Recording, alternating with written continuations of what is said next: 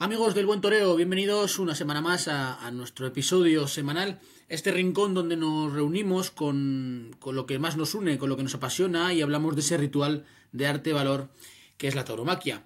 Hoy les pido que se acomoden bien porque el cartel es de auténtico lujo. Es uno de esos días en los que tenemos el privilegio de sentarnos no solo con un torero, sino también con el futuro. En tiempos de prisas, en tiempos donde todo parece quizá efímero, la tauromaquia sigue exigiendo lo mismo de siempre, ¿verdad? Sacrificio y una personalidad arrolladora. Es muy difícil que en el complicado escalafón de los novilleros un nombre suene por encima de los demás. Es casi un milagro que un joven logre poner de acuerdo a públicos, críticos y compañeros. Pero cuando ese joven aparece, se siente en el tendido y también se siente en los despachos y siente la ilusión en el ambiente. Nuestro invitado de hoy es precisamente ese milagro. Es un torero que ha irrumpido con la fuerza de un huracán, que torea con temple que transmite pura veteranía. Es un torero de Albacete, cuna de figuras, que ha demostrado en cada una de sus actuaciones que no ha venido a pasearse. Digo Albacete porque muchas veces cuesta decir si es albaceteño o valenciano, pero ahora se lo preguntaremos. Y además que no ha venido a pasearse, sino que viene a quedarse. Hablamos de un concepto puro, de un valor sereno, de una mano baja que templa las embestidas de una cabeza fría que entiende al toro, y hablamos del líder indiscutible de una generación, de un hombre que está llamado a tomar el relevo de las más grandes figuras en los próximos años. Samuel Navalón, un auténtico placer tenerte aquí, darte las gracias por estar y la enhorabuena por la última temporada y sobre todo, pues bueno, también hablaremos a lo largo de este podcast de esta temporada, del percance del Gemesí, por supuesto, que es lo más reciente, y por supuesto lo primero que quiero hacer es darte las gracias por estar aquí hoy con nosotros. Gracias a ti, Aitor. Es un placer poder hablar contigo. Te agradezco enormemente tus palabras hacia mi persona y estoy encantadísimo de poder pasar este rato tan agradable contigo. Pues mira, yo te voy a hacer la pregunta que hacemos a todos. Cuando pasáis por aquí, nos gusta siempre preguntaros de dónde venís, que contéis vuestra historia, porque siempre nos pasa que vuestra historia pasan dos cosas. Una, o se cuenta a medias, es decir, la gente que no la ha escuchado la empieza a escuchar pues a medias, pues si estuvo en la escuela de Albacete y tal, pero sin claridad. Ujú. Y luego, que cada vez que os entrevistan, normalmente suele ser pues porque estáis previo a Madrid, previo a Albacete, previo a una feria importante, ¿no? Y entonces muchas veces le echamos en falta a conocerla, ¿no? La historia de verdad que a día de hoy se cuenta en los coloquios y poquito más, ¿no? Entonces me gustaría que cuentes tu historia, cómo empezaste, de dónde llega Samuel Navalón hasta hoy. Bueno, pues soy un joven valenciano, nacido en Requena, empadronado en Ayora, que es un pueblo de Valencia, pero que es el último pueblo de la Comunidad Valenciana, que ya linda con Castilla-La Mancha. Por eso, por cercanía, en su momento me apunté a la Escuela Taurina de Albacete. Además, sí es cierto que yo soy valenciano, me considero valenciano, pero mi pueblo es prácticamente manchego, pues quizás por la cercanía hacia La Mancha es un pueblo castellano parlante y es un pueblo donde el acento de los más mayores y de todos los residentes, pero yo creo que sobre todo cada pueblo se aprecia de dónde es por el acento de los más mayores, ¿no? Y en mi pueblo es un acento muy manchego. Pero como digo, ¿no? Pues estoy empadronado, me he criado, he hecho toda mi infancia y hasta el momento, hasta el día de hoy, mi vida en Ayora. Y bueno, pues desde bien pequeñito tuve claro que lo que más me apasionaba, lo que más me gustaba hacer era pues bueno, pues hacer como torero, ¿no? Era lo que más me gustaba. A día de hoy, bueno, y desde el primer momento, desde que tengo uso de razón, desde que yo recuerdo, es lo que me hace sentir vivo, es a lo que le dedico todo mi tiempo cada día. Mi pensamiento está en el toro, está en el toreo en cada instante. Y bueno, pues así lo he vivido durante mi infancia, mi adolescencia y hasta el día de hoy. Y bueno, pues no vengo de una familia taurina. Mi familia sí es cierto que son aficionados, aunque no entendidos, no son conocedores del mundo del toro, pero bueno, son muy tolerantes y más que eso yo creo que son ciertamente aficionados porque cada X tiempo acudían a ver toros. Y cuando yo era bien chiquitito, pues ya cuando tenía 2 años, bueno, muy pequeño, pues ya lo de ver toros tuvo que ser una cosa por obligación para ellos, porque era lo único que yo quería, ¿no? Yo no quería ver fútbol. Recuerdo que mi abuelo me llevaba a ver fútbol, no me gustaba, y yo le decía, bueno, a mí no me traigas al fútbol, lo que quiero es ir a ver toros, ¿no? Y bueno, pues a raíz de esa pasión, de esa obsesión, pues nació mi cercanía hacia el toro, hacia el toreo, y bueno, pues es mi auténtica vocación. ¿Recuerdas tú algún torero que te llamase la atención? ¿No? Sí, sí, sí, por supuesto que sí. Además, desde ese momento, ¿no? que yo recuerdo, el maestro Juli, que además es un recuerdo, bueno, como a toda persona, ¿no? Hay cosas que se nos quedan grabados de nuestra infancia, imagino que a ti también. Y quizás eso es uno de los recuerdos que yo tengo más latentes, que fue el ver al maestro Juli en la Plaza de Toros de Albacete, en una de las primeras corridas de toros a las que yo asistía. Y además recuerdo que le cogió un toro, ¿no? Y aquello me impresionó a mí muchísimo, porque cuando le cogió el toro él se levantó con muchísima garra, con mucha raza, se puso delante del toro de nuevo y le cortó dos orejas. Y cuando yo vi aquellos contrastes, ¿no? Como es el toreo, cuando descubrí aquello bueno, pues que todo iba bien hasta que el toro coge al torero, de repente se vive ese miedo porque pueda suceder la tragedia y el torero es capaz de sobreponerse, ¿no? A ese percance y de repente llega la gloria, ¿no? El triunfo, todo el mundo volcado hacia lo que había hecho en ese momento el maestro Juli. Yo sin entenderlo fue algo que se me quedó grabado, algo que me impresionó tanto que yo cada día que pasaba quería hacer lo que había hecho Juli, ¿no? Y me imaginaba que estaba haciendo lo que había hecho en ese momento el maestro, ¿no?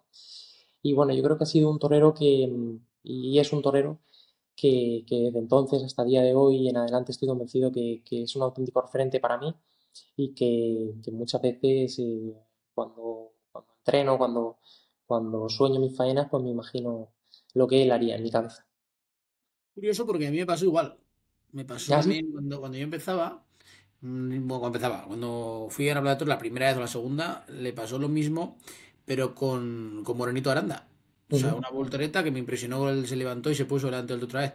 Claro, yo imagino que cuando tenemos quizá la mente menos formada, igual, ujú, o vemos una cosa tan llamativa como es que hayan herido a un tío y se vuelva a levantar y se vuelva a poner, porque claro, vivimos en una generación en la que cuando lo que más se ve es el fútbol y cuando ves una simple patadita ujú. se va a jugar al suelo y hasta que se levante y tal igual. Entonces yo creo que es uno de los contrastes más duros. Sí que es cierto que, no sé si te pasa a ti, ¿no? A medida que avanzan los años, a mí eso es de lo quizá lo que menos me llama la atención, dentro de que te llama la atención, ¿no? Ujú. Pero es súper curioso, que es unas cosas que se queda reflejada a todos, chavales.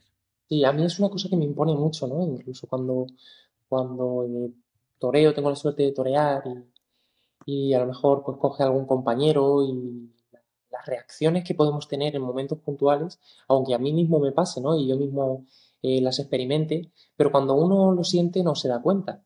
Se vuelve a poner delante del toro y la ambición y la ilusión y el amor propio que yo creo que tenemos todos los toreros te lleva a hacer cosas que a lo mejor desde fuera se ven como algo pues increíble, ¿no? Yo me pasaba y me pasa, ¿no? Cada vez que toreo con algún compañero y que lo coge, pues me impacta mucho la reacción que llegamos a tener los toreros en ese momento. ¿Y recuerdas en qué momento fue? ¿Con cuántos años tendrías cuando te pasó aquello del Juli?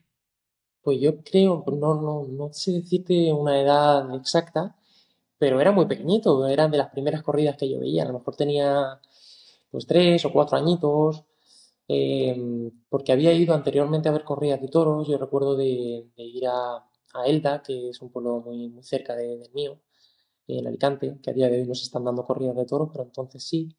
Y ahí sí que es verdad que era muy pequeño, ¿no? Pero de que yo recuerde, de las corridas que yo tengo grabadas, yo creo que fue a raíz de eso, ¿no? Cuando ya empecé a vivir el toreo de otra manera y a apreciar mucho más lo que se realizaba. Quizás tendría pues 3, 4 añitos. O sea, que yo creo que entonces has tenido que ser el alumno pesado taurino, ¿no? En tu Total, total, total, vamos. Pero pesado para todo el mundo. Yo recuerdo que cuando iba, bueno, desde la guardería, ya mis amigos son todos aficionados, pero porque no les ha quedado otra. Son aficionados porque a base de, bueno, de estar todos los días jugando al toro casi por obligación, porque ellos querían jugar al fútbol, pero yo estaba empeñado en que teníamos que jugar a los toros y no sé por qué pues me hacían caso, ¿no? Y entonces era el juego de todos los patios del colegio desde que teníamos 3 años.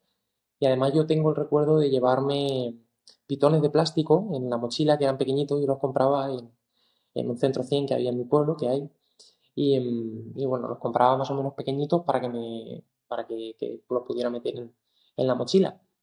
Y vamos, yo no sé, en el colegio tendrán pitones y pitones de los que me requisaron, que además no me los devolvían, pero bueno, como eran baratitos, yo le quitaba dinero a mi madre y me echaba otros pitones nuevos. O sea que sí, y a los profesores, todo mi entorno, desde bien pequeño, ha vivido esa obsesión que yo tenía por sector.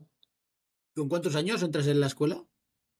Pues a la escuela taurina entré primeramente con 10 años en la escuela taurina de Alcázar de San Juan, que bueno, pues que es un pueblo muy lejos del mío, a 200 y pico kilómetros. Y la razón por qué yo entrase en esa escuela es porque me iba a apuntar en un principio a la Escuela Taurina de Albacete. Yo no, ni siquiera, como mi familia no son aficionados, no son conocedores, ni siquiera sabíamos que existían las escuelas taurinas, ¿no? Yo recuerdo que aprendí a coger un capote por un señor que era aficionado, que era amigo de mi abuelo y que yo le llamaba mucho la atención y él venía algunas veces a la casa de campo que tenemos y yo teniendo muy poquitos años, siendo muy niño, me regaló un capote y me enseñó a cogerlo, ¿no? Y a más o menos interpretar la Verónica, pero yo ni siquiera sabía que existían, ni mis padres mucho menos, las escuelas taurinas. Entonces, cuando nos enteramos bueno, pues de que había escuelas, de que ahí se enseñaba a tantos chicos a aprender a torear, pues la más cercana, la que conocíamos y la que nos recomendaron era la Escuela Taurina de Albacete. En un principio yo me iba a apuntar a esa escuela, pero cuando fui a una de las clases prácticas que realizan todos los años, en el tendido me encontré con un novillero también, Adrián Reynosa, que en su momento también era un niño, de un año más que yo, pero que éramos niños, y él estaba apuntado a la escuela taurina de Alcázar de San Juan. Y bueno, pues él y su padre nos aconsejaron a mi padre y a mí que nos apuntásemos a esa escuela porque con la edad que teníamos, con 10 11 años, ya nos permitían torear. Entonces, bueno, pues el desconocimiento, mira, me van a dejar torear de cerras y demás, cuando fuimos para allá. Y aquello era una locura, ¿no? Porque todas las semanas teníamos que ir, bueno, pues todos los viernes y era una locura porque mi padre me llevaba, ¿no? Dejaba su trabajo, perdía toda una tarde y bueno, se nos iba muchísimo, muchísimo tiempo, ¿no? Y posteriormente ya con 13 años me apunté a la Escuela Taurina de Albacete, donde ya, bueno, pues cumplí hasta que debuté con picadores. Y bueno, yo creo que fue con 13 años, sí, con 13 años hasta los 18. ¿Cómo ibas hasta el Cazo de San Juan en coche cada dos por tres? Sí, mi padre me llevaba al Alcázar San Juan, la verdad que era un esfuerzo enorme y siempre lo ha hecho, la verdad que tanto mi padre como mi madre han estado volcados al 100% en toda decisión que yo decidía tomar en mi vida, en mi corta vida, siempre han estado ahí, me han apoyado y bueno, pues en este caso mi padre, como te he dicho, ¿no? Dejaba su trabajo todos los viernes, me recogía, recuerdo, a las 3 de la tarde y me llevaba hacia Alcázar de San Juan. El tiempo que yo estaba entrenando, pues él estaba trabajando por el teléfono y bueno, pues llegábamos a la 1 de la mañana a casa. ¿Y hasta la de Albacete cuánto tenías de tu casa? Pues de Albacete a mi casa tengo una hora, tardaba una horita, pero bueno, ya es dentro de que no está cerca. Valencia, perdón. Que digo que ya parece poco comparado con la otra, claro. Sí, claro, ya parece poco. Sí, sí, pensaba que habías dicho de Valencia, porque es que al final yo estoy en una zona muy céntrica. Como te he dicho, mi pueblo es el último de Valencia, ya linda con Albacete. Además, mi padre es de Almansa, que es de Castilla-La Mancha, de Albacete. Y entonces, más o menos por cercanía, está todo cerca y a la vez todo lejos, ¿no? Porque Valencia me cogía una hora y media y Albacete me cogía una hora. Por eso el hecho de apuntarme a esa escuela. Pues fíjate, porque, claro, es súper difícil, porque cuando, me imagino que te lo habrás encontrado, en las crónicas te pondrán el novillero valenciano, o sea, te pondrían el novillero valenciano, el Sí, matador albaceteño, el sí. matador valenciano, el de Ayora, te pondrían de mil sitios. Sí, sí, sí. Bueno, pues lo cierto es que soy de Ayora, ¿no? Por lo tanto, soy valenciano y me considero valenciano. Pero lo que también es verdad es que me he hecho como torero en la Escuela Taurina de Albacete y que me considero torero de Albacete. ¿Cómo recuerdas esos años en la escuela? Porque imagino que, o sea, que son, se hacen largos hasta que debutas, imagino, visto con Sí, perspectiva. Pero tu etapa de novilleros sin caballos ha sido súper rápida, súper bullidora, o sea, súper, pues que ha sido súper fuerte. Yo recuerdo que en pues cero coma ibas ya con caballos. sí, la verdad, Aitor, que no se me ha hecho tan largo, ¿no? Bueno, pasó todo muy rápido, también con la inocencia. Los primeros años en la escuela taurina, uno lo vive todo con mucha inocencia, cuando matan los primeros becerros. Al final es todo como una especie de juego, hasta que no vas evolucionando no te vas dando cuenta de la realidad de las cosas, aunque yo siempre he tenido claro lo que quería. Pero bueno, sí es verdad que hasta que no empecé a matar novillas sin picadores, pues se vivía todo como un juego y se me pasó muy rápido. Y ya una vez que debuto sin picadores, hasta que debuto con picadores no pasa mucho tiempo, ¿no? Quizás el año 2023, que es cuando me apunté a los certámenes, a los diferentes certámenes para novilleros sin picadores, el de Ciudad Rodrigo, el de Vistalegre, el de Arnedo, el de Bouguer en Francia, pues ahí fue cuando empecé a torear mucho. Gracias a Dios pude ganar muchos de estos certámenes. En ese momento también llegó el que hasta hace poquito ha sido mi apoderado, que es Matías, que apostó por mí. Y bueno, pues fue pasar de comenzar a torear de seguido sin caballos a debutar en ese mismo año en el mes de agosto con caballos. Hasta la alternativa tampoco pasó mucho tiempo, por lo que te digo que la verdad que ha sido todo un poco rápido. Es curioso porque pasaste de estar sin caballos en 2023 a tomar alternativa en 2024. Sí, así es. O sea, Bueno, fíjate, ¿eh? no, sí, pasó poquito tiempo. En 2023, como te digo, hice media temporada sin picadores. Debuté en agosto hasta el mes de finales de septiembre, que toreé unas 11 novilladas picadas. Y luego, bueno, pues al año siguiente fue otra media temporada. Este año pasado, en 2024, fue media temporada con picadores hasta el mes de septiembre en el que tomé la alternativa y la confirmé poquitos días después. Oye, ¿cómo recuerdas el primer tentadero que hiciste? Pues el primer tentadero. Recuerdo la primera vez que toré que fue una sensación, vamos, inexplicable e incomparable, ¿no? Yo creo que fue la ¿Saliste sensación sin más grande. voltereta o no? Salí sin voltereta, pero porque no me quedaba quieto. También recuerdo, bueno, anteriormente, cuando tenía 5 años, 4 o 5 años, me acuerdo que recibí mi primera voltereta, sin haber toreado, pero la recibí, que fue en una fiesta campera que organizó una peña taurina que había en Ayora, en mi pueblo, y bueno, hicieron una capea, echaron unas becerritas y tal, y yo, junto con mi mejor amigo, nuestros padres nos dejaban estar en los burladeros. Entonces yo me di mucha coba llamando a la becerra y me acuerdo que me estampó contra el burladero y madre mía, me cogió mi padre, me subió por encima y ya para mí eso fue la leche. Yo sentía que yo le decía a mi madre, mamá, me ha pegado una cornada. Y me decía mi madre, pero te llevamos al médico. Digo, no, no, no, estoy genial, estaba contentísimo, ¿no? Pero no toré. Cuando toré fue con 10 años, justo antes de apuntarme a la escuela de Alcázar de San Juan, y aquello fue una sensación maravillosa. Fue en la finca de Jailén y Gallego, y fue con el Belén de Albacete, de banderillero, el maestro Belén, que me llevó, me dejó ponerme delante de una becerra y recuerdo que aquellas sensaciones fueron tremendas. Guarda los vídeos de aquel día, ¿no? Bueno, pues deben de estar bien guardados. Yo no los he vuelto a ver, si he visto algunas fotos y sobre todo lo que sí que tengo grabado son los recuerdos de aquel día, las sensaciones que pude vivir.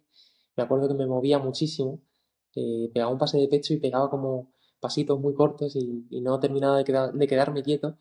Pero bueno, a mi manera pasaba aquello por allí y lo componía y la sensación de ver pasar una becerra, un animal, en este caso una becerrita por delante mío, ¿no? Por debajo mío, pues aquello fue algo inexplicable y yo recuerdo que cuando acabé de pegarle esa tanda, entre comillas, me fui a mi padre que estaba en un burladero y le dije, papá, yo ya tengo claro lo que quiero ser en esta vida.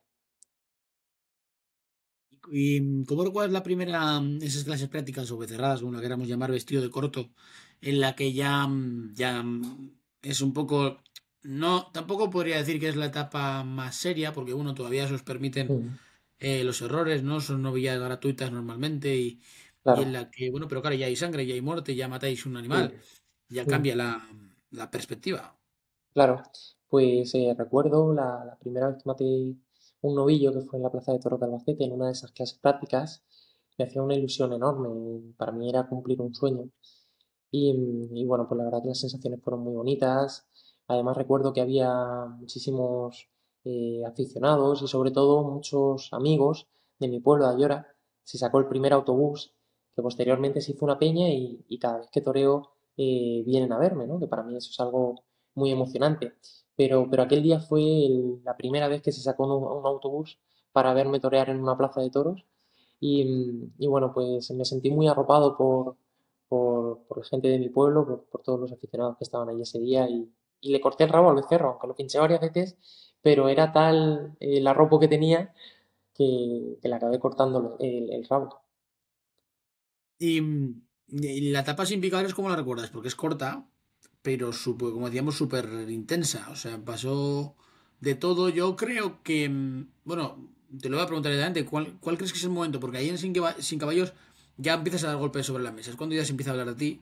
Y quiero Sí, que me cuentes cuándo crees que es, ¿no? Porque, hombre, obviamente influye mucho en las novilladas televisadas, tal y cual, ¿no? sí, Pero me gustaría que me cuentes desde tu punto de vista, ¿no? Porque desde fuera más o sí. menos, yo creo que más o menos es evidente, ¿no? Pero desde tu punto de vista, no sé, ¿cuál crees que es el momento en el que se da un golpe sobre la mesa y la gente empieza a prestarte más atención? Pues para mí fue un momento muy bonito, muy emocionante. Yo creo que esa etapa, ¿no? Ese principio del año 2023 en el que pude participar en esos certámenes. Y yo creo que el momento en el que todo empieza a cambiar, en el que las cosas se empiezan a poner mucho más serias, en el que ya aspiraba a un debut con picadores, es en el momento que yo toreé la final del certamen de Ciudad Rodrigo. Anteriormente, como bien sabrás, el certamen de Ciudad Rodrigo se compone por varias fases, con tentaderos en el Conde Rodrigo, que es un hotel que hay en Ciudad Rodrigo, que tiene una placita de tientas muy bonita, y allí pues se hacen todos los fines de semana, sábado y domingo, varias fases, y somos muchos los novilleros sin caballos que estamos apuntados, ¿no? Y yo la verdad que sentía un nivel enorme por parte de mis compañeros, recuerdo que ahí fue donde hice muchísima amistad con Cide María, con el Mella, con Manuel Tabernero, éramos muchos, ¿no? Y yo la verdad que con el Mene, que la verdad que estaba sensacional en cada tentadero, a mí me impresionaba mucho, y yo no sentía que pudiera entrar en esa final.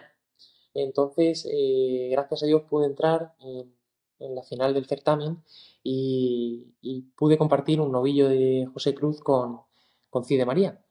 Y en ese momento, cuando yo pegué un apretón y pude estar muy a gusto con ese novillo, fue cuando conocí a Nemesio Matías. Él me trasladó la ilusión que había tenido de verme durante todo el certamen. Y bueno, pues yo creo que fue el momento en el que él también me planteó que estaba para debutar con caballos y demás. Y de ahí en adelante, posteriormente vino el certamen de Vista Alegre, de kilómetro cero, que también lo pude ganar y que fue muy importante para mí. Pude cuajar un novillo en la final muy a gusto y cortarle las dos orejas. Y a raíz de eso ya sí que fue cuando hice el apoderamiento con Nemesio, toreé en Valencia sin caballos, toreé en Castellón, pude conseguir triunfos en todos estos sitios y ya fue cuando se propuso el debutar con picadores en el mes de agosto. Entonces, bueno, por corta que fue esa etapa, ¿no? Fue muy intensa, fue muy bonita, pude torear en sitios muy importantes y ya pues empecé a sentir la responsabilidad de estar anunciado en esos sitios. Imagino que, claro, yo te voy a ser súper sincero, para lo poco tiempo que ha pasado, ¿no? Viéndolo así, una de dos. O has hecho mucho campo, cosa que no creo que sea el caso porque es súper difícil hoy en día hacer mucho campo, o tienes que tener un apoyo tremendo. O dos, bueno, o tres. Dos, que entrenes una barbaridad. O tres, que lo tengas innato. Yo doy por hecho que la 2 y la 3 son bastante más factibles que la uno. Sí, sobre todo en esa época, ¿no? En esa etapa de tanto de novilleros sin picadores como de novillero con picadores. Lógicamente no tentaba muchos tentaderos, muchas vacas para mí, enteras. Lo que sí que intentaba hacer todas las tapias que se pudieran, de las que me enteraba. Y sí que es cierto que mi evolución ha sido gracias a una casa, a una ganadería, a una casa ganadera, a la de Nazario Ibáñez, en la que yo pude entrar de muy niño y en la que he podido aprender muchísimo tanto de la profesión, de lo que es la técnica del toreo, gracias al maestro Rubén Pinar, con el que he podido compartir muchísimos entrenamientos y con el que también he podido convivir, gracias a Jorge Ibáñez, ganadero, matador de toros, que me lo han enseñado todo como si fuera un hermano pequeño. Y también he podido aprender muchísimo del toro bravo, ¿no? El convivir con el toro a mí me ha ayudado mucho bueno, pues a observarlo, a analizarlo y a sacar mis propias conclusiones sobre el comportamiento de este animal y sobre las reacciones que puede tener en la plaza. Entonces, además de poder salir a la tapia en los tentaderos que se hacían en casa de Nazario, que siempre pues estaba yo ahí para pegar alguna tandita y que la verdad que me hacía aprender muchísimo, Y yo creo que todo eso, además de poder estar allí, convivir con esa familia tan maravillosa, ha sido lo que en su momento pues, me hizo evolucionar quizás un poquito más rápido y que a día de hoy pues, me hace aprender diariamente. Has hablado de Rubén Pinar. Estuvo aquí también en este podcast. De hecho, quedamos con él un día y nos pidió aplazarlo porque estabas en aquella época todavía un poco afectado Sí, de aquello del cuello, lo que hablaremos después. Percibo, detecto o detecté que la relación con Rubén Pinar es súper intensa. O sea, es sí, prácticamente familiar. completamente, prácticamente familiar, desde luego que sí. Prácticamente no, yo creo que es como familiar. La verdad que Rubén desde el primer momento que me conoció me permitió poder pasar mucho tiempo con él, poder aprender de él, de su experiencia, de su profesionalidad, de su manera de ser. Y aquello para mí fue algo maravilloso. Con el paso del tiempo hemos llegado a coger muchísima confianza y a tener una relación muy íntima, una relación como de hermanos, ¿no? Y bueno, pues la verdad que he podido convivir muchísimo con él, he podido pasar mucho tiempo, muchos entrenamientos, muchas conversaciones, me ha ayudado mucho en lo profesional y en lo personal. Y bueno, ahora todavía si cabe con el percance que sucedió en el GMSI que fue a su lado, pues como digo, si cabe le tengo más cariño. Quiero que me cuentes también bueno, una de las curiosidades que me produce, ahora que hemos hablado también un poco de la etapa sin caballos, quiero que me cuentes un poco cómo te haces el primer traje de luces, porque eso es súper curioso. Y más cuando vienes de una familia que no es taurina, porque vamos a ser honestos, cuando no vienes de una familia metida en el mundo del toro, empiezan el típico debate familiar de dónde se compra esto, dónde hay que hacerlo, empiezas a preguntar a otra gente, vas allí como si, vamos, imagino que llegarías a la sastrería y alucinarías, todo ese tipo de Sí, circunstancias. el primer vestido de luces, ¿no? Sí, Sí, pues el primer vestido de luces, además es una historia muy bonita, porque, bueno, posteriormente el primero sí lo compré yo, pero posteriormente, vamos, a día de hoy sigo teniendo vestidos de Rubén, de Jorge, capotes de paseo, sí es verdad que el primer capote de paseo era de Jorge Ibáñez, la montera, el añadido, la caja monteras, muchas cosas, ¿no? Muchísimas cosas, me lo han prestado prácticamente todo y a día de hoy sigo teniendo muchas cosas suyas, porque me da, no quiero devolvérselo, ¿no? Me- me da buena sensación tenerlo conmigo.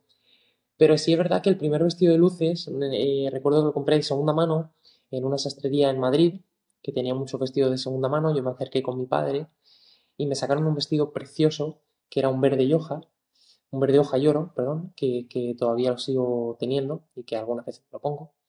Y era un vestido, pues un auténtico tacazo, que estaba nuevo y conforme lo sacaron me lo probé y me estaba clavado, me estaba como si fuera a medida. Pues aquello me produjo una ilusión tremenda el poder ponerme mi primer vestido de luces porque anteriormente tampoco me había probado ningún vestido. Fue algo emocionantísimo y saber que ese vestido se venía conmigo, ¿no? Que era mío, que me pertenecía. Fue algo muy ilusionante, muy emocionante. Y lo bonito, lo curioso de todo esto es que cuando yo ya tengo el vestido en casa, Rubén me pregunta, ¿qué tal? ¿Has conseguido algún vestido que te esté bien? Y yo le digo, he conseguido un vestido que me está clavado. Le mando la foto y me dice, me suena ese vestido y me manda una foto con el mismo vestido en Bilbao. Y resulta que el vestido era de Rubén Pinar. Casualidades del destino que yo me encontrase con ese vestido en esa sastrería, que me estuviera perfectamente, no hubo que hacerle ningún arreglo y que fuera de mi maestro, ¿no? y dices que lo pagaste tú. Sí, bueno, me ayudó mi padre, lógicamente, porque yo no tenía dinero para pagar ese vestido. Pues fíjate que, claro, es que de esto se habla poco, porque cuando un padre quiere que su hijo, un padre de una familia, que su hijo sea Mm, torero, el desembolso económico para ponerte delante de un toro o un novillo es enorme. es enorme, desde luego que sí. Yo creo que, bueno, pues como en este tipo de disciplinas, ¿no? Tengo además un amigo que se dedica al tema de las motos, también son muchos gastos y sé que su familia ha tenido que gastarse mucho dinero porque él pudiera hacer lo que a día de hoy está haciendo, ¿no? Y bueno, pues en mis propias carnes también lo he podido vivir.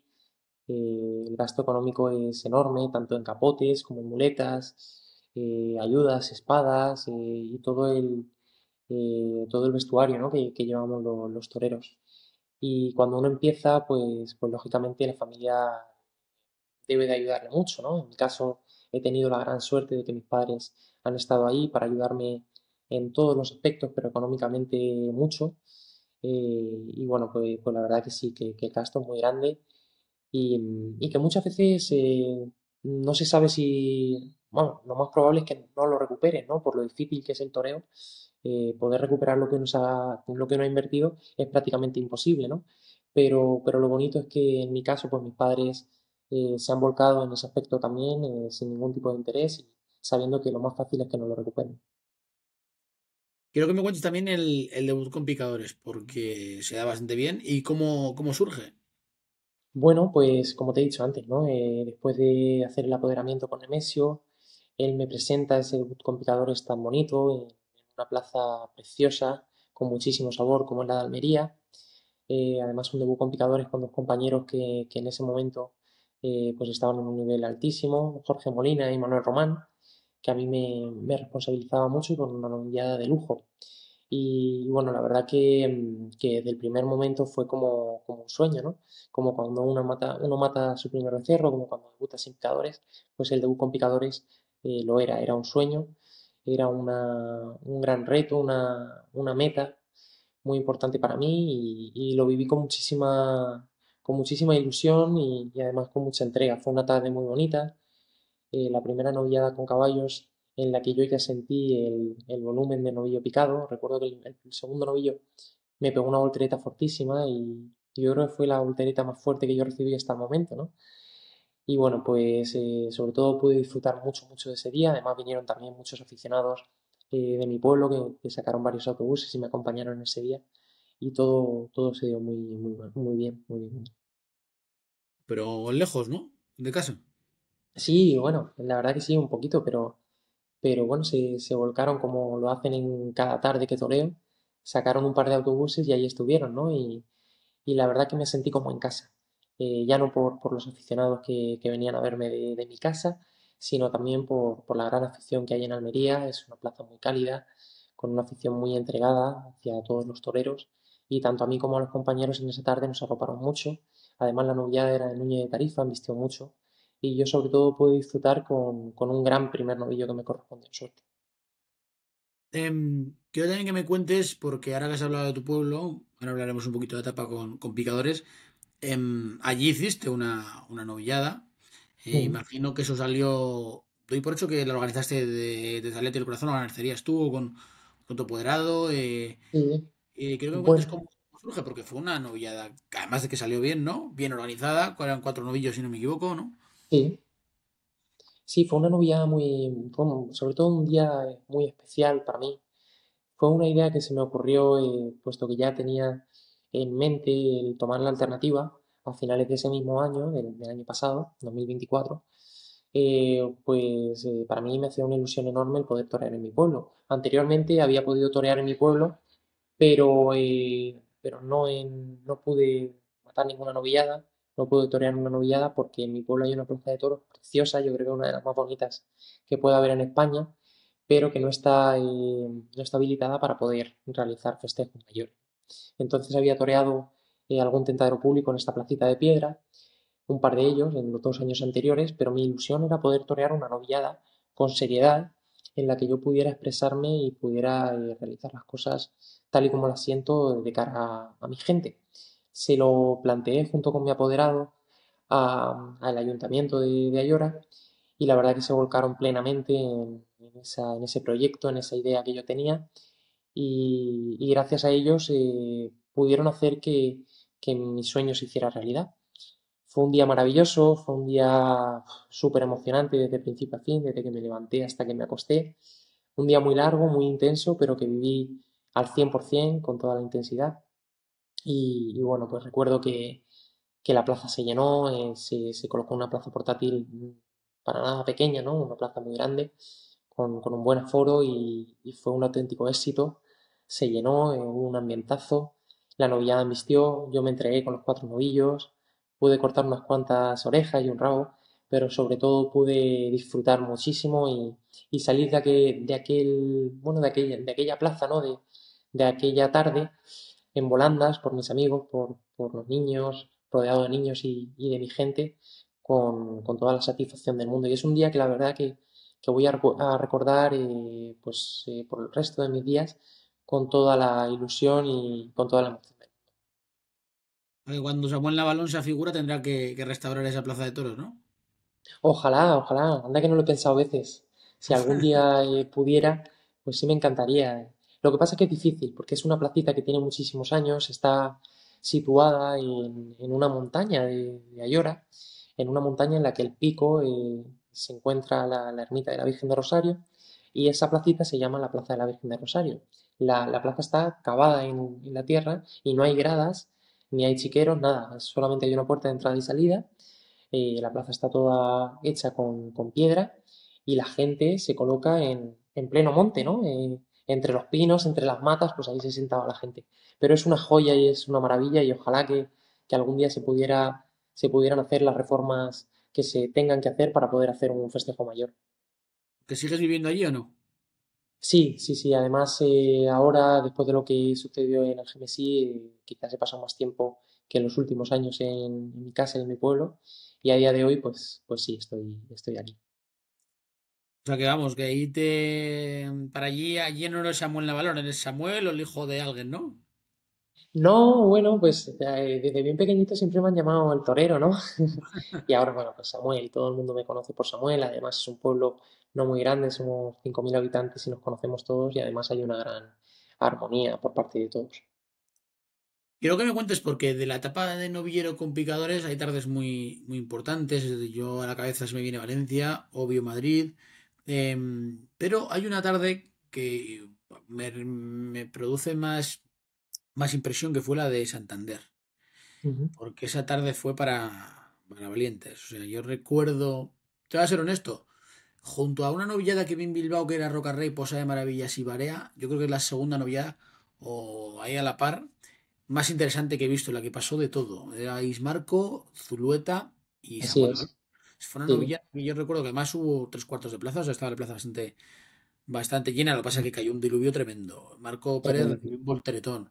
Sí, De hecho, yo creo que lo único que salió ileso fue Zulueta. O sea, sí, una tarde de muchísimos contrastes, pero la que luego, bueno, la novillada estuvo extraordinaria, pero la que estuvisteis muy bien, o sea, que pasó de todo. O sea, nadie pudo decir aquel día que se aburrió. sí, la verdad que sí. Fue quizás una de las novilladas y uno de los días más importantes en mi etapa como novillero con picadores. Una tarde muy intensa, muy especial por todo lo que se vivió en la plaza y que yo como torero pues pude vivir, como te digo, con muchísima intensidad. Días antes había estado anunciado y había hecho el paseillo en la Plaza de Toros de Pamplona. Digo hecho el paseillo porque no pude torear, porque cayó un diluvio tremendo cuando ya habían toreado mis dos compañeros, que fueron Jarocho y Chicharro, y yo recuerdo que había hecho un quite al novillo de Chicharro, el novillo que le correspondió justo antes de que yo fuera a torear el mío. Bueno, pues le hice el quite, la verdad que el quite me salió muy bien y yo sentí que era mi día, ¿no? Sentí que estaba fresco, que me encontraba bien y que ese día podían pasar cosas importantes. Entonces, cuando Chicharro se perfiló con la espada, empieza a llover y justo antes de que saliera mi novillo, aquello era impresionante. Caía una cortina de agua que ni siquiera podía ver al presidente, ¿no? Al que me dirigía en ese momento.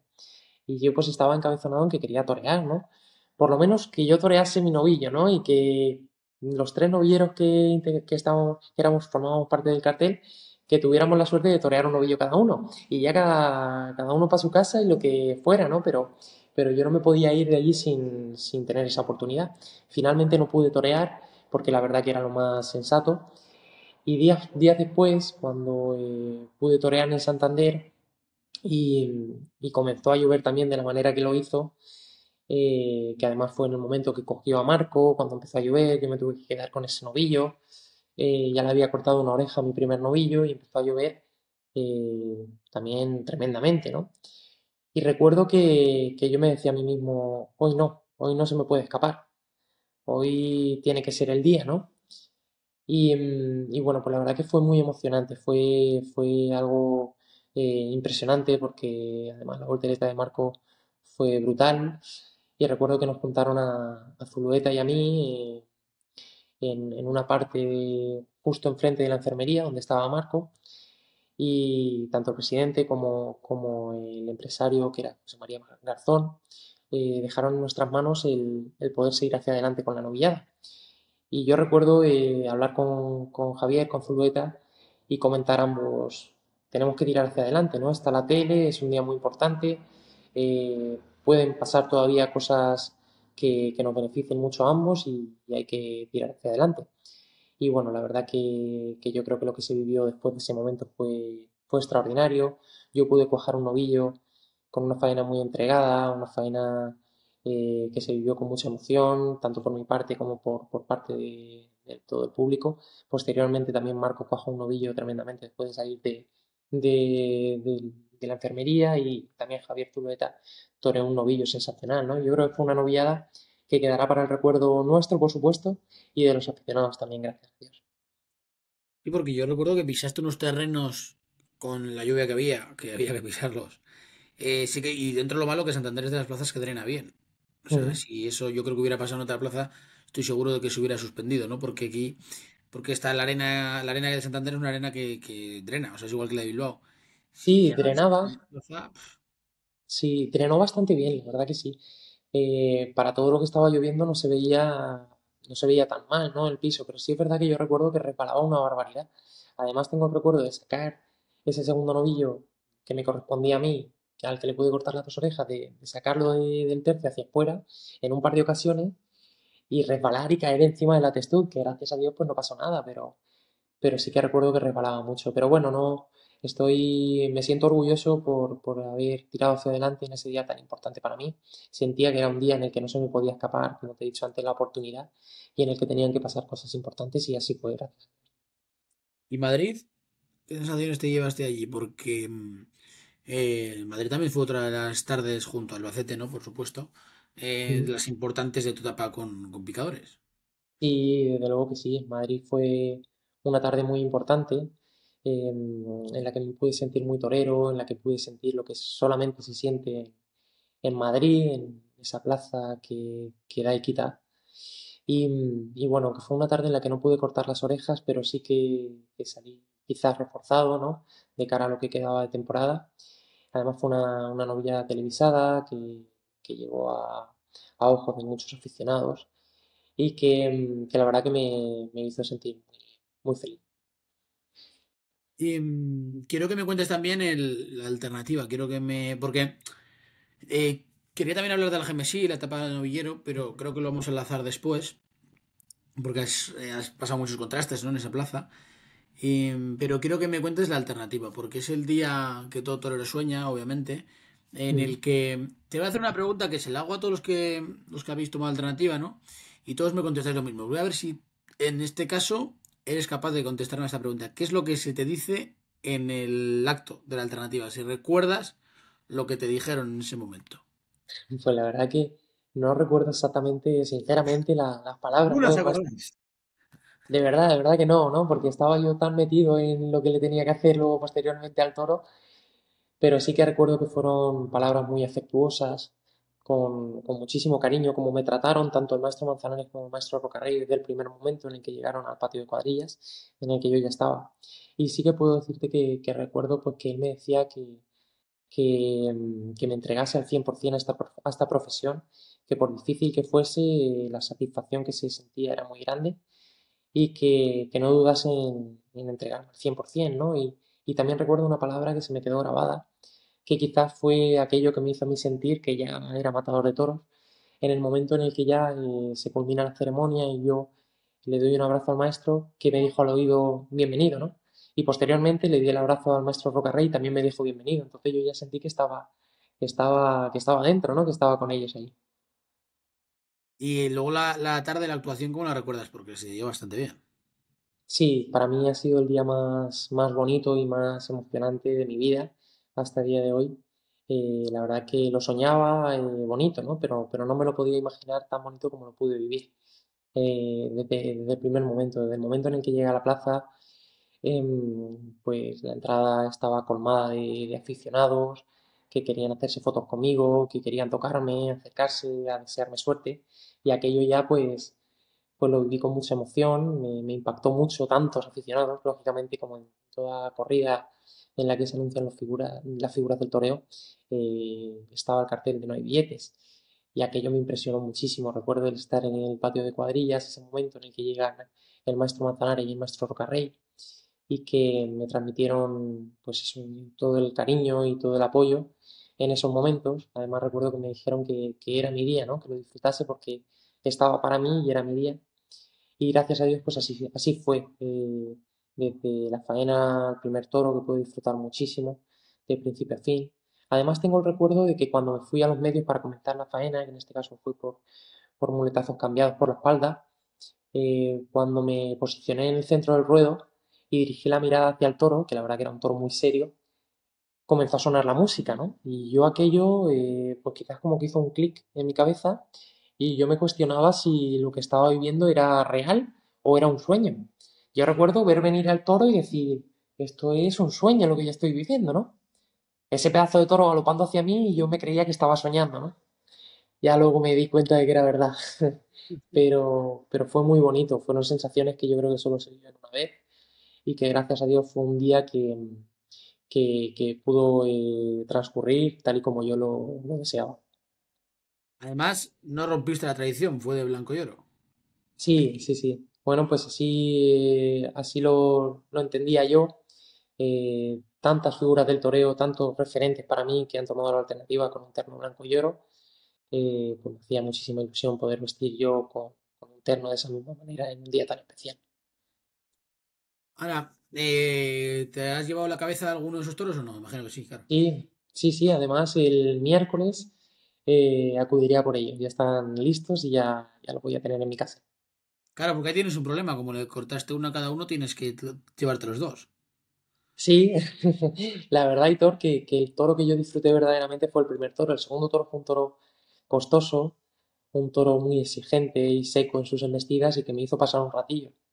Además, recuerdo que me cogió en el centro del ruedo también, iniciando la faena por estatuarios, me arrolló y en ese momento pasé mucho miedo porque cuando caí, porque gracias a Dios me empaló y yo caí y quedé a su merced. Y cuando lo vi venir, me hice el quite yo mismo, porque tenía todavía la muleta cogida y lo vi venir como un león que le faltó abrir la boca, ¿no? Para comerme. Y le eché la muleta a la testud y gracias a Dios soltó el derrote con muchísima violencia hacia arriba. Y me pisoteó, pero no me lanzó la cornada. Y en ese momento pasé un rato. Y luego posteriormente sí es verdad que la faena tuvo mucha emoción, pero la verdadera faena emocionante y bonita que yo pude vivir fue la del primer toro, desde principio a fin. Fue una faena en la que eh, se desató la pasión por mi parte delante del toro y también creo que por parte de los aficionados que llenaban ese día la plaza. Y aunque no fue una faena perfecta, fue una faena muy entregada y para mí muy, muy emocionante. Has hablado justo hace ahora del miedo, ¿no? Que tuviste ese momento, un instante de miedo. Yo te quiero preguntar, porque, a ver, es muy difícil de explicarle a alguien que tenéis miedo, de verdad, porque esta es la Ujú, típica pregunta que os hace, os la harán, ¿no? La gente que no tiene, no está sí. metida en el mundo del toro, que no ve muchas cosas de toros, siempre os pregunta, ¿pero tenéis miedo o no tenéis miedo? Tal y cual. Pero unido a eso, yo te quiero preguntar, ¿pasas miedo de verdad? ¿Cómo es tu nivel de ansiedad, de estrés, de agobio antes de una corrida? Porque, a ver, y te lo digo ahora después de que haya pasado al Algemesí. Porque muchas Ujú. veces cuando vais a los pueblos, yo comprendo, ¿no? Que vuestra mentalidad quizá puede estar muchas veces más en disfrutar. Quizá no en tu situación, porque igual al no ser un matatoros con 100 corridas encima ya, pues igual es otra mentalidad, ¿no? La de arrollar. Claro. Pero normalmente cuando... Bueno, siempre he dicho que las jornadas más graves son en los pueblos, está claro. Y, joder, que es difícil de gestionarlo. Primero, preguntarte eso, sí, ¿cómo es tu relación con el miedo? Y segundo, ¿cómo eres capaz, porque doy por hecho que dirás que sí que hay miedo, ya me dirás el grado, de sobreponerte a esa adversidad porque desde fuera transmites quizás ese valor seco, sereno, de control total de la situación? No sé si me explico. Bueno, pues la verdad que paso muchísimo miedo. Paso mucho miedo en los momentos previos a cada corrida de toros. lógicamente cuando uno se anuncia en plazas de tanta importancia como por ejemplo Madrid, Sevilla, Valencia, en fin, las ferias importantes, se pasa mucho más miedo en esos momentos previos y cuando uno llega a la plaza, eh, porque uno sabe lo que se juega y porque, bueno, pues en mi caso son días claves en los que no me tengo que dejar nada, ¿no?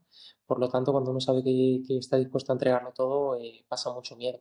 Y yo la verdad que en los momentos previos lo paso muy mal, como te digo, me responsabilizo mucho y incluso en muchos momentos pues siento esa presión que uno tiene antes de ponerse delante del toro. Pero sí es cierto que cuando ya llego a la plaza, cuando empiezo a sentir el ambiente, el calor del público, lo que solamente se vive cuando uno está vestido de torero en una plaza de toros, eh, bueno, pues ya empiezo a vivirlo de otra manera y aunque el miedo está ahí, pero bueno, la ilusión y la ambición y las ganas de expresarse, pues lo vencen y quedan un poquito por encima.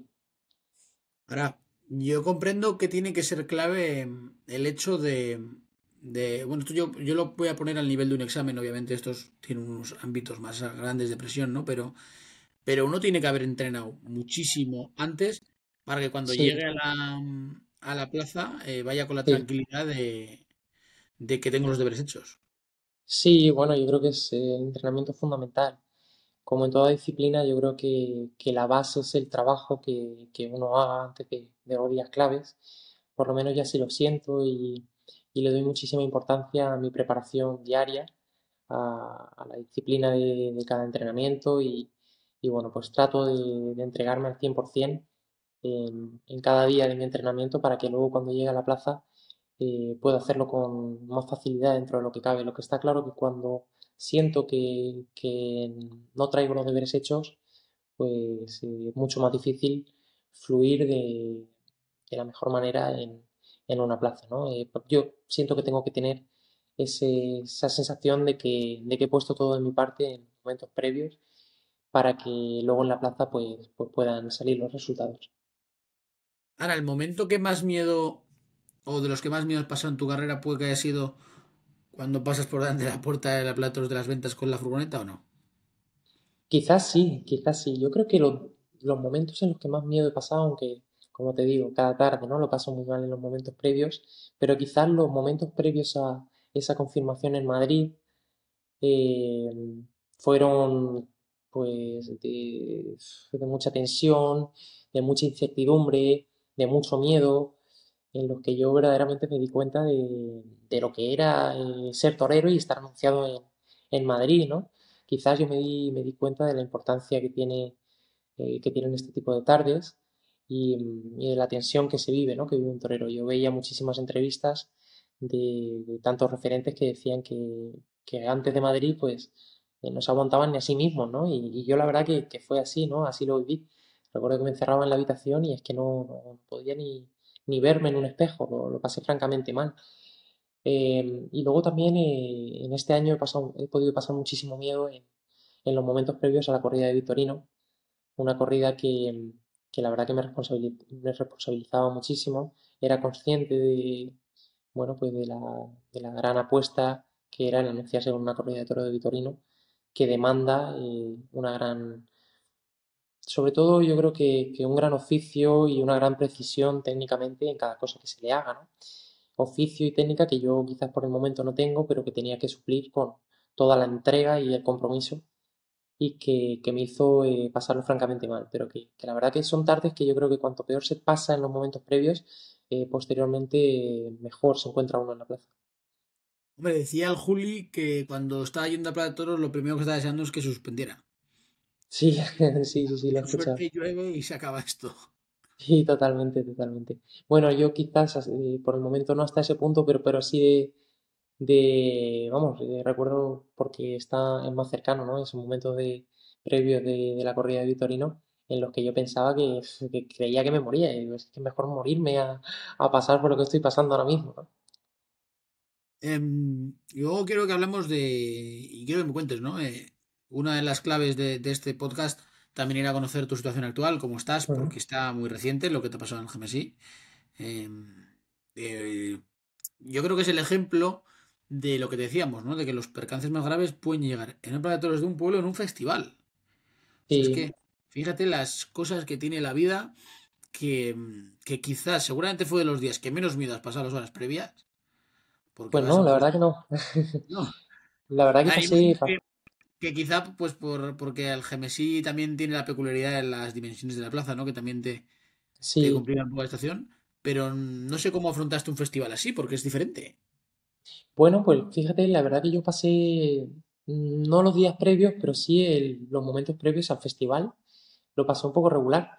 Acudí al sorteo, una cosa que no suelo hacer, pero bueno, acudí porque me contaron que el festival era muy bonito y que, bueno, pues como era un día especial, quizás diferente al resto, pues decidí acudir al sorteo. Y cuando vi el novillo que me había correspondido en suerte, la verdad que no me transmitió para nada una buena sensación, ¿no? Al contrario, me transmitió, no sé, una sensación diferente y que me hacía dudar mucho, la verdad. Y aquello me atenazó un poquito. Yo decía, ¿cómo puede ser esto, ¿no? En un festival en el que venimos a disfrutar, ¿cómo puede ser que yo tenga esta sensación? Es curioso, no me lo esperaba para nada. Y lo cierto que, bueno, cuando llegué a la plaza tenía la sensación de que podía suceder algo malo. I- Imagino que será la última vez que vas a un sorteo. Sí, yo creo que sí. Bueno, no sé si decirte que no, ¿no? Al final es como uno se encuentra y como uno se siente en ese momento. Hay días en los que pues, no te apetece ver los toros y hay días en los que sí. Te he mentido antes, no era la primera vez que iba a un sorteo, era la segunda. La primera vez no hubo ningún problema, ¿no? Me tocó además un lote que me gustaba mucho y bueno, pues ya sabía cómo eran los toros. Pero en esta ocasión no me transmitió buena sensación y la verdad que llegué a la plaza pues un poquito preocupado. Pues fíjate qué cosas, ¿no? Lo que tiene la vida, ¿no? Porque seguramente si ese día no hubieras ido al sorteo, hubieras pasado el día con más tranquilidad, ¿no? Puede ser que sí, la verdad. Eh, Como te digo, pasó poquito tiempo, el festival era pronto y no tenía una intranquilidad dentro de mí. Y cuando llegué al festival tenía esa sensación agria. Por un lado tenía la sensación bonita de, bueno, pues de decir que hoy va a ser un día en el que las cosas van a salir bien, en el que voy a disfrutar, en el que no tengo la presión, ¿no? de conseguir el triunfo. Pero por otro lado tenía la sensación interna como de que algo raro estaba pasando y que algo podía suceder. ¿Qué fue lo que viste en ese novillo cuando fuiste al sorteo? No me Ah, un gustó nada movimiento. la mirada que tenía. La mirada, fíjate. No me gustó la expresión que tenía en su mirada. Y además es que tenía los ojos saltones, como hacia afuera. Nunca había visto unos ojos así en un toro. Parecían como de ciervo. Y la verdad que no me gustó nada lo que me transmitió su mirada. ¿Y cómo recuerdas el momento del percance? Porque eh, yo creo que fue de los momentos más trágicos de la temporada, soy Ujú. súper sincero. O sea, creo que tu percance junto a alguno más que ha habido a lo largo de la temporada ha sido de los más llamativos. Yo creo que también fue llamativo, primero por la zona en la que fue, que es muy Sí, delicada. Segundo, por el que encima que es un festival, después de lo que haya pasado en el Genesí con la Dana. Y, y además unido al tipo de plaza que es, ¿no? Que es una plaza que es bastante complicada, que hay que saber solventar ese tipo de situaciones. Pero sí. quiero que me cuentes un poco cómo recuerdas ese momento, porque muchas veces el cuerpo es inteligente. Cuando tenéis percances graves, pierde la conciencia. Sí, bueno, no, yo la verdad que fui muy consciente desde el primer momento hasta que me sedaron en la UBI móvil, yo era muy consciente de todo lo que estaba pasando. La verdad que, bueno, pues fue en un momento en el que nadie se esperaba que pudiera suceder. Fue banderillando ese novillo, en este caso de mi compañero y maestro Rubén Pinar, que fue una cosa que la verdad que habíamos hablado días antes en nuestros entrenamientos. Yo le había dicho, porque la verdad que no es la primera vez que banderillaba, lo había hecho otras veces en casa de Nazario Ibáñez y me gusta banderillar, lo que pasa que sí es verdad que no es una suerte que yo domine. Eh, pero bueno, días antes, en nuestros entrenamientos le comenté, oye Rubén, no es mala idea que si vemos algún novillo claro, lo bandrilleemos. Es un día bonito, seguro que el festival es de categoría y oye, ¿por qué no? Y él me dijo, pues oye, pues me parece buena idea, si lo vemos, mandaríamos algún novillo entre los dos.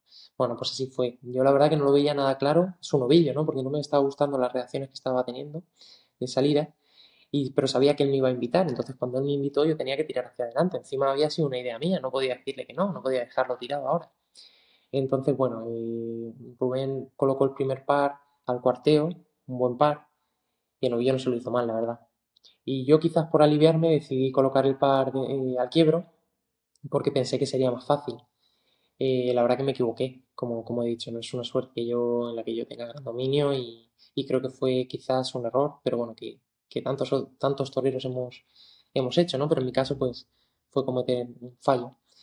Y bueno, lo quise banderillar al quiebro, como digo, lo coloqué en el tercio, bueno, tercio que prácticamente no existe en el Gemesí por la forma que tiene la plaza. Yo lo veía como en una recta, ¿no? Que me venía derecho, me venía muy recto. Y cuando lo quebré, pues bueno, se quedó por abajo, me cogió y en ese momento, cuando caí al suelo, tuve la mala suerte de que el novillo soltó un derrote y entonces ahí fue cuando mi cabeza quedó anclada entre el pitón y la testud y yo sentí un impacto muy fuerte en el cuello.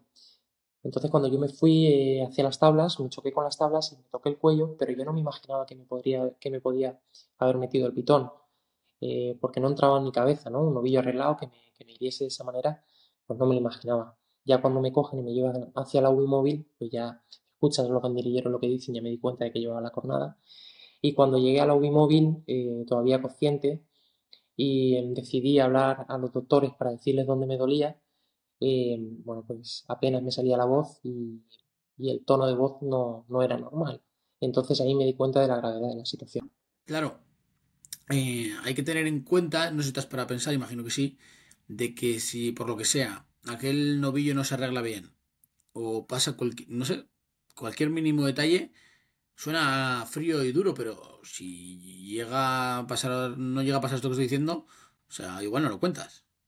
Fíjate, yo sí, claro, lógicamente me paro a pensarlo, ¿no? Muchas veces cuando uno se encuentra en esa situación le da mil vueltas a todo. Pero yo creo que no estaba para mí, ¿no? En ese momento no estaba para mí, que no me tenía que ir. Me pude ir y gracias a Dios estoy aquí vivo y para seguir haciendo mi camino. Lo que también creo que en ese momento pues me tenía que herir el novillo, aunque era un novillo arreglado, aunque era un novillo precioso, en un festival, en el GMSI, pues bueno, pues era el momento en el que tenía que recibir esta cornada, era el momento en el que tenía que pasar por este peaje tan duro, pero bueno, también me han cogido otros toros esta temporada muy fuerte, como por ejemplo en Casas Ibáñez, ese toro de Vitorino, al que le corté el rabo, me cogió entrando a matar de una manera brutal, y el toro estando muy astifino no me hizo ni un rasguño, y este toro estando arreglado, pues me pegó esta cornada tan grave, ¿no? Pues al final, por mucho que le demos vueltas a este tipo de cosas, pues bueno, cuando está para uno, y cuando no lo está, y gracias a Dios, pues tengo la suerte de poder seguir vivo y estar bien para seguir haciendo mi camino. ¿Y ahora mismo qué tal te encuentras? ¿Tienes todavía algún tipo de dolor o...? Sí, bueno, gracias a Dios me encuentro bien, voy mejorando por el momento, voy evolucionando poquito a poco.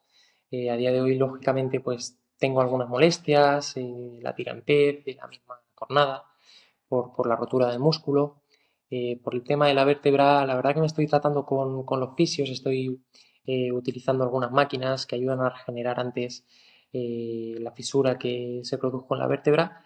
Me estoy encontrando mucha mejoría. En un principio era lo que más me molestaba, a día de hoy parece que es lo que casi que menos me molesta. Y lo que sí que es cierto que me genera más molestia es la fisura que tuve en la tráquea, que además me hizo pasarlo regular. Hubo momentos muy duros por esa lesión. Y a día de hoy, pues todavía me queda una prueba, una broncoscopia, para comprobar que la fisura en la tráquea ha sellado bien, que todo está bien. Y una vez ya me hagan esta prueba, pues ya estará todo controlado. Pero por el momento es lo que más molestia me está creando y lo que más preocupación me produce. Pues si te parece, te voy a hacer ya las dos preguntas, aunque yo creo que más o menos se pueden ir a los tiros, que es la que hacemos a todos los que pasan por aquí. Sí, Em, es que nos digas la mejor y la peor tarde de tu carrera. La peor, hombre, obviamente siempre os pedimos que no sea refiriéndose a percances, ¿no? Sino pues hoy esa tarde en la que no la has visto claro. Y la mejor, está prohibido responder, está por llegar. O sea, tienes que elegir una. Si ahora mismo te dicen, ah, oye, Samuel, te retiras, porque la está por llegar es el recurso que muchos intentáis usar, pero está Sí, prohibido. Todavía nadie, nadie ha tirado por allí, ¿no? Sí que a alguno le ha costado elegir, o a alguno nos la ha querido mm, colar y nos ha cogido dos en vez de una. Yo os imagino, por lo que has dicho, que la corrida más especial o que más disfrutaste será la alternativa, ¿no? Pero bueno, eso ahora sí, me lo dices. Y la peor, todos tenéis una tarde mala, aciaga, la que no veis las cosas. sí. Lógicamente, porque sois humanos y como todo artista, pues tiene sus días buenos y malos. Entonces me Claro. gustaría que contestases en el orden que tú quieras. Bueno, pues vamos a empezar por la mejor, ¿no? Yo creo que has acertado. La tarde más bonita hasta el momento de mi vida ha sido la tarde de la alternativa, aunque han habido otras muchas tardes muy importantes, muy bonitas y muy satisfactorias. Pero aquella tarde de la alternativa la recuerdo como una tarde muy especial en la que, como te he dicho antes, viví sensaciones que creo que solo se viven una vez, en la que sentí que estaba cumpliendo un sueño que para mí era pues quizás el sueño de mi vida y que además, bueno, pues pude vivir las mieles de lo que se vive en una tarde triunfal, en una tarde que para mí fue de gloria, el poder triunfar, el poder recibir la alternativa de mano de esos dos auténticos héroes para mí, referentes, fue algo muy bonito y yo creo que esa ha sido hasta el momento la tarde más bonita y la tarde más importante.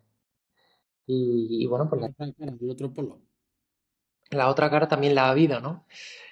Hasta el momento, la verdad que hasta este año, hasta mitad de esta temporada, lógicamente mi carrera es muy corta, ¿no? Ha sido muy poquito el tiempo que llevo toreando, pero hasta el momento pues no había vivido una tarde tan dura, ¿no? Siempre habían salido las cosas medio bien, lógicamente siempre faltan cosas, pues hay días en los que uno sale más contento que en otros, pero esa tarde de decir qué tarde más dura, en la que yo me pude sentir que había fracasado o en la que me pude sentir incomprendido, pues llegó esta temporada, en el mes de agosto, con una corrida de Adolfo Martín, 2 días después de la de Vitorino Martín, en la que pude triunfar de manera tan rotunda. Llegó en Daimiel con un auténtico corridón de Adolfo, que la verdad que fue una corrida para mí durísima. Los 3 toros que pude matar, los 2 toros que me correspondieron en suerte no ofrecieron nada de posibilidades, pero además es que me llevé un toro que no me correspondía y que el destino quiso que así fuera, que lo hubiese matado de no haber caído herido Luis Miguel Vázquez. Entonces, bueno, pues ese toro era tremendamente serio y fue una auténtica prenda. Bueno, yo lo sentí como un toro toreado, ¿no? Yo veía que era imposible meterle mano de cualquiera de las maneras que yo lo intentase. Entonces, bueno, pues recuerdo que el público comenzó a enfadarse, ¿no? Yo recuerdo que cuando cogí la espada no lo veía por ningún lado porque además es que me tapaba la salida y no había manera. Yo intentaba atacar a los blandos y es que no había manera de pasar por allí. Y entonces lo empecé a pinchar una y otra vez y la gente pues cada vez se enfadaba un poquito más. Y aquel momento para mí fue horroroso, ¿no? Me superaba aquella situación, me hizo sentir francamente mal, yo me sentía incomprendido, me daban ganas de romper a llorar en ese momento, me daban ganas de irme. Vamos, si encuentro un agujero me escapo como un ratón, ¿no? Por allí. Y yo creo que esa ha sido la tarde más dura y más, ¿cómo decirlo, no? También más triste que he podido vivir hasta el momento en mi carrera, pero bueno, también me ha hecho vivir lo que es una bronca, ¿no? Que también es muy torera. Y que el toreo no, en el toreo no solamente existen las tardes de gloria y de triunfo y satisfacción y todo bonito, ¿no? También uno tiene que pasar por este tipo de cosas. Pues la verdad que Samuel, te quiero dar las gracias por este rato que hemos estado contigo, porque la verdad que tienes una historia, aunque corta, bastante peculiar, bastante interesante, que creo que es necesario que se conozca, porque creo que esta temporada ha sido de las rotundas de verdad, de las de un torero que ha dado un golpe sobre la mesa, y que, bueno, que seguramente la temporada que viene, yo creo, ojalá no me equivoque, tiene pinta de que va a ser una temporada más importante aún que esta. Yo creo que ya Ojalá. empezarás a entrar en mayores ferias, en mayores festejos, por supuesto. Y oye, pues yo te deseo desde aquí, la verdad, toda la suerte del mundo, porque creo que te la mereces, que creo que pasarán cosas importantes. Ya tienes, como quien dice, a pesar de tu juventud, el nombre de muchos cronistas en la mente, ¿no? O sea, estás en ese grupo de esos 10 12 matadores de toros que sabemos que tienen algo, y que pues no sabemos si el año que viene saldrá a la luz o el siguiente, pero que eso es súper difícil de conseguir, el tener la retina, esos toreros que todos tenemos, sabiendo que algún día van a romper, sea hoy o sea mañana, y eso es súper difícil de conseguir. Así que de verdad te doy las gracias por este rato y desearte de verdad toda suerte del mundo para la temporada que viene y oye, que el invierno se dé y sea fructífero. Te lo agradezco de corazón, Héctor. Ha sido un gusto poder hablar contigo y además te quiero dar la enhorabuena por la pasión que le pones a tu trabajo y lo grandioso aficionado que eres y que estoy convencido de que, bueno, pues todo lo que te propongas en tu labor en el periodismo taurino, pues la vas a conseguir y te agradezco mucho este rato que me has brindado. Pues de verdad, muchísimas gracias, Samuel. Un fortísimo abrazo. Muchas gracias, Héctor. Un abrazo enorme para ti Un también. abrazo.